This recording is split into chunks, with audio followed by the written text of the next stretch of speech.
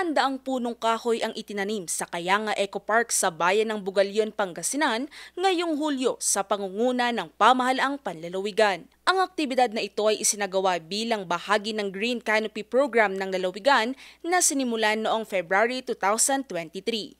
Mahigit 200 kawani mula sa iba't ibang departamento, tanggapan at ospital ng lalawigan ang lumahok sa tree planting activity na pinangunahan mismo ni Provincial Administrator Melicio Patagi II. Kabilang sa mga itinanim na punla ay ang kalamansi, bugnay, pine tree, fire tree at nara tree.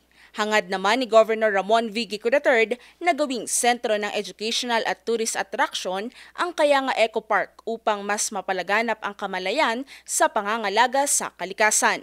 Samantala, tumanggap ng karagdagang 12 emergency response vehicles ang Pangasinan Provincial Disaster Risk Reduction and Management Office o PDRRMO para sa mas mabilis na disaster response. Ang mga sasakyan na ito ay ipinagkaloob mismo ng national government. Ito ay inaasahang magagamit sa mas mabilis at epektibong pagresponde sa mga sakuna sa iba't ibang bahagi ng probinsya. Pinuri naman ni Provincial Administrator Melicio Patagi II ang pamunuan ng PDRRMO sa kanilang patuloy na pagsisikap sa emergency response.